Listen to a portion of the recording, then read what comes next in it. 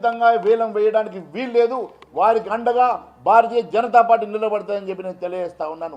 ఈ రకంగా యూనివర్సిటీ భూముల్ని ఎక్కడ పడితే అక్కడ భూముల్ని, ఈ రాష్ట్రంలో ఉన్నటువంటి ప్రభుత్వ భూముల్ని ఈ రకంగా అమ్మకం చేసి ఈరోజు భావి తరాలకు అన్యాయం చేస్తున్నమాట వాస్తవం కాదని అడుగుతున్నా.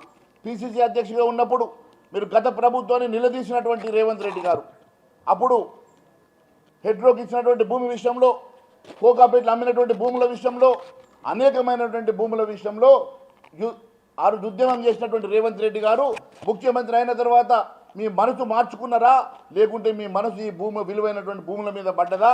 ఈరోజు వేల కోట్ల రూపాయల విలువైనటువంటి భూముల్ని ఈ రకంగా తెగనమ్ముకోవడం భారతీయ జనతా పార్టీ ఎట్టి పరిస్థితులు ఊరుకునే సమస్య లేదు. రేపు మా ప్రభుత్వం వచ్చినాక ఇవన్నీ రికవరీ చేస్తాం. ఖచ్చితంగా ఈరోజు మీ ద్వారా అప్పీల్ చేస్తా ఉన్నాను, ఎవరు కూడా ఈ భూమి కొనడానికి వీల్లేదు, దయచేసి ఈ భూముల జోలికి వెళ్ళకూడదని చెప్పి నేను తెలియజేస్తా ఉన్నాను. మరి అంతేకాదు, జనసమితి కోదండరామరెడ్డి గారికి ఈరోజు కళ్ళు కనబడతలేవా, చెవులు కనబడతలేవా? మరి సిపిఐ ఉద్యమం చేస్తామని చెప్పేటువంటి పూనంనేని గారు మీ వరకు విద్యార్థుల గోస వినబడతలేదా, లేకుంటే మీరు ఎందుకు కట్టడైపోయినారో మరి సమాజానికి తెలియాల్సిన అవసరం ఉందని తెలియజేస్తా ఉన్నాను. అంతేకాదు, ఇవన్నీ కూడా అక్కడ జీవరాశులే లేవన్నట్టుగా ఈరోజు ముఖ్యమంత్రి గారు మాట్లాడడం ఇది శోచనీయమని తెలియజేస్తా ఉన్నాను. ఎన్ని రోజులు ఆపుతారో చూస్తాం. తప్పకుండా రేపు వచ్చేది మా ప్రభుత్వం.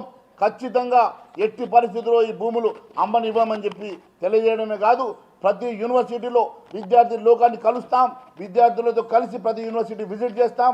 ఎక్కడ కూడా ఇలాంటి భూములు అమ్మినా మేము ఉద్యమం చేస్తామని మరొకసారి తెలియజేసుకుంటూ, మరి ఈరోజు 7 గ్యారెంటీలట, 6 గ్యారెంటీలతో పాటు ఎన్నికల సందర్భంగా 7వ గ్యారెంటీ ఇచ్చిన సంగతి కూడా నేను గుర్తు చేస్తూ ఉన్నాను. అదేంటంటే ప్రజాస్వామ్య పునరుద్ధరణ అన్నారు.